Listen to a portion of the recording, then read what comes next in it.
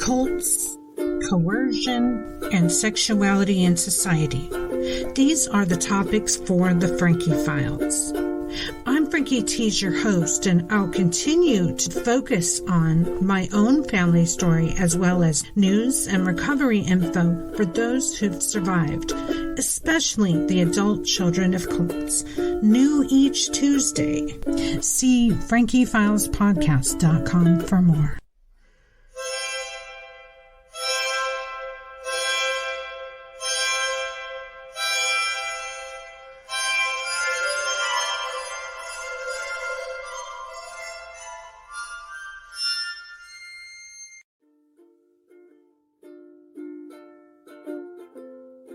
Hey everybody, and welcome to episode 69 of Frankie Files Podcast. I'm Frankie T's. Today is 4th Tuesday, time to talk about children of cults, how we have to deal with the effects of cults all of our lives. I want to talk about the subtlety of programming we experienced in cults of all kinds today. Being a cult kid, I look from this angle in my research for the show. We have a unique perspective as cult kids that must be highlighted. Something the show tries to do each 4th Tuesday, make a note of it. So I did an episode on cults, the brain, and music in episode 68 last week. This week, I want to expand on this a bit, using more notes and sources about how music is used on us in cults for indoctrination, control, and programming. Episode 68 was a general sweep across this topic, and it's just really huge. Today, I want to talk about the connection between the brain, music, and self-hypnosis, a sort of memorization that takes place, stuff that we're left with as cult kids, stuff to deal with the rest of our lives. It's neuro-level stuff because the brain processes music as it comes in, processes all sounds automatically. Let's get to that first. Unconscious inference, the logic of perception, a constructive process, quote, what we see and hear, is part of a long mental chain of events that gives rise to our impressions, according to This Is Your Brain on Music by Daniel Levitin. And he quotes multiple scientists. Starting with this, the way the brain functions is that sound comes in through the eardrum, and then the auditory cortex processes the first stages of that, perception and analysis of tones. The sensory cortex, the part of the brain, handles toe tapping and playing of instruments. Motor cortex, dancing and playing an instrument. Music involves the prefrontal cortex too, in creation of expectations, violations of and satisfaction of expectations. Interesting, and this is on an appendix by Daniel Levitin. And the cerebellum gets in on toe tapping, dancing, playing instruments, and emotional reaction to music. So the cerebellum stores our reaction to music to reassociate that when we hear similar tones again. The corpus callosum connects left and right hemispheres of the brain and are also involved in processing music. And I want to make the point here, listening and playing music involves all parts of the brain, unlike many activities. It engages all parts of the brain involuntarily. Music is quite powerful as a tool. More emotional reactions to music are recorded by the nucleus accumbens and the amygdala, which we already know is part of the limbic or emotional brain and known to be a part of the brain from beginning of time or awareness. It has info from our ancestors for survival, stuff like that. The cerebellum is important for foot tapping, dance, playing of instruments, and emotional reactions to music. It's quite large and at the base of the brain near the neck and brainstem. The hippocampus is all about memory for music, musical experiences and contexts. So the cerebellum and hippocampus, located in the center of the brain, seeming near the ear, are very active during music and are used to process it. So the cult kid and non-cult kid alike, picture yourself or the cult kid sitting in a religious or group setting, reciting music of the church or high-demand group. Its mood, message, and rhythm are recorded in multiple ways by the brain. And then when it hears it again, the same mood and messages are induced by the brain, which has carefully memorized as safe or a threat by this time. So whether it's cherished hymns, holy songs, chanting like Hinduism or Christian rock, your brain is working on being indoctrinated by music without your consent or acknowledgement. It's known as a means of control. Even military and college has theme songs, anthems, and the like to engage their troops without a word being spoken. That's a powerful tool to use. Propaganda, commercials, politics all use music to program and disable our brains. At Medical News Today, the cerebellum is the lower back part of the brain. It's only 10% of brain weight, but it's 80% of the neurons in the brain. A neuron is a nerve cell, electrically excitable cell that fires electric signals called action potentials across a neural network. Neurons communicate with other cells via synapses, specialized connections that commonly use minute amounts of chemical neurotransmitters to pass the electrical signals to other parts of the brain. Also, Britannica.com lists each cell as having 2 or more long fibers called dendrites to the cell body. In higher nervous systems, only one fiber, the axon, carries the impulse away from the cell body.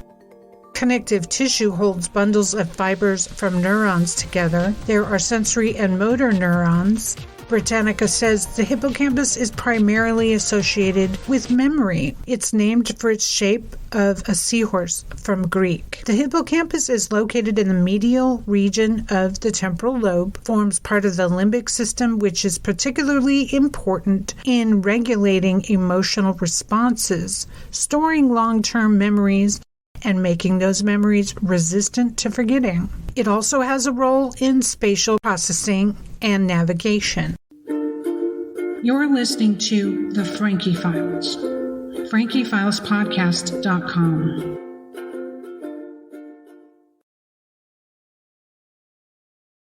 The hippocampus receives input from the entorhinal cortex located beneath the anterior frontal region of the hippocampus. It receives input from also serotonin, norepinephrine, and dopamine systems. It also receives cholinergic input from medial septum, regulating the physical state of the hippocampal. Okay, that's a lot of words, but let's get back to the point. Hermann von Helmholtz had coined the term unconscious inference.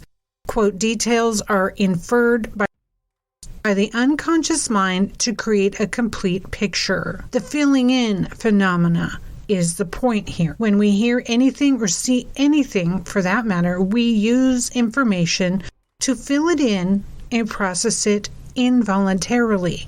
Auditory hallucinations is proof our brain guessed incorrectly about what's out there in the world. We process anything coming in a parallel manner, not linear. Picturing us singing a hymn or music in the cult is our first impression of music.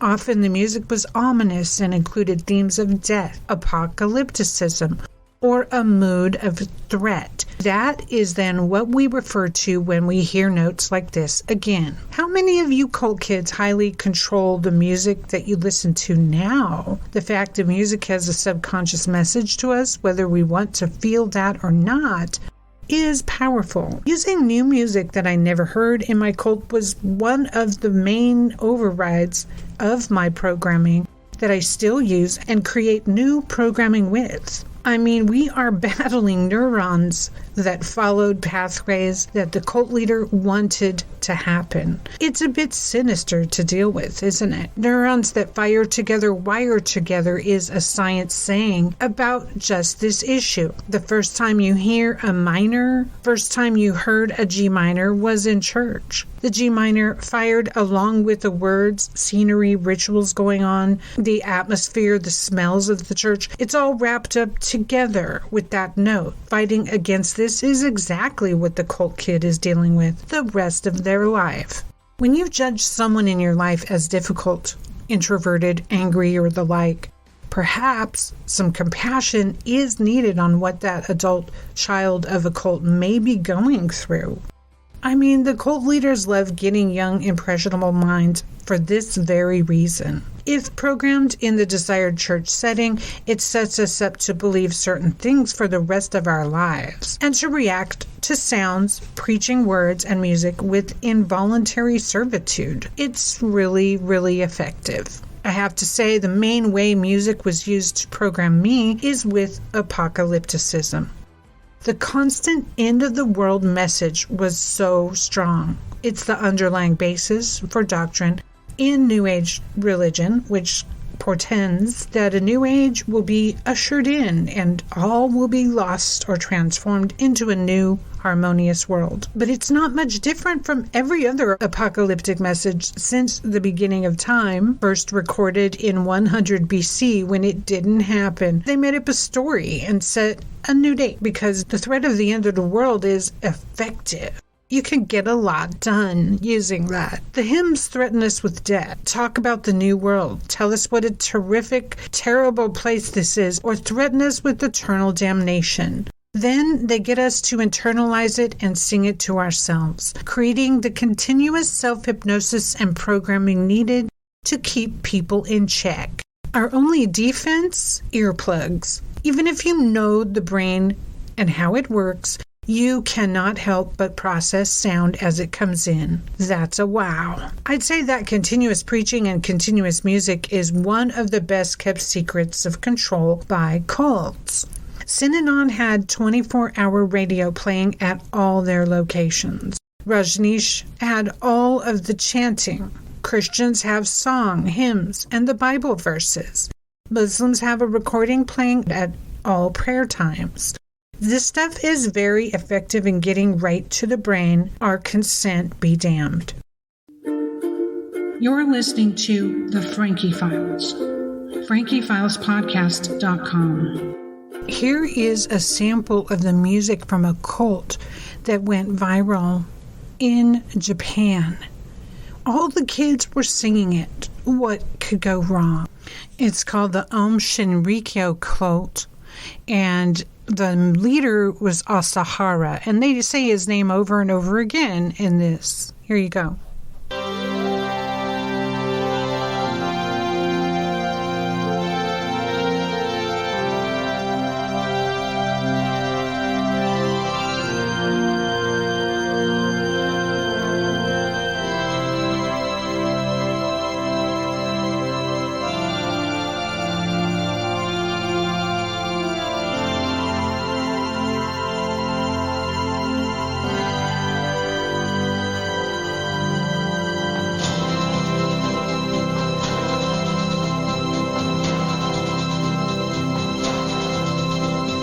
松西松西松西松西朝原松西松西松西松西松西松西朝原松西日本の孫子世界の孫子地球の孫子孫子孫子光を放ち今立ち上がる若きエースに帰依しよう僕らの日本を守るために孫子の力が必要だ孫子孫子朝原孫子孫子孫子孫子孫子孫子朝原孫子孫子孫子孫子孫子孫子朝原孫子過去のブッダ現在のブッダ未来のブッダ孫子孫子光を浴びて今立ち上がる実法諸仏の変化身僕らの心を守るために孫子の力が必要だ孫子孫子朝原孫子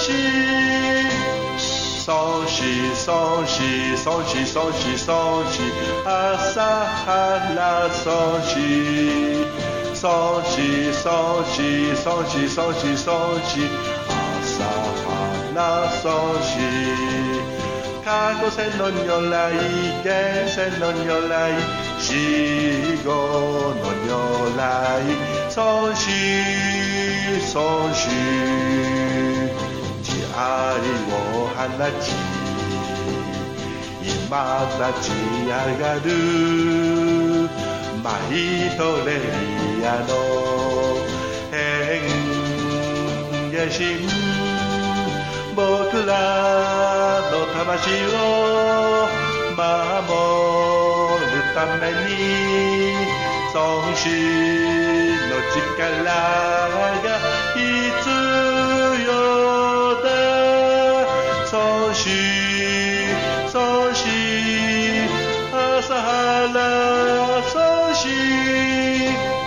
孫子孫子孫子孫子孫子朝原孫子孫子孫子孫子孫子孫子朝原This is featured on the channel called the History Channel Japan, and it is called Japanese Most Notorious Cult Shinrikyo Creepy Dancing.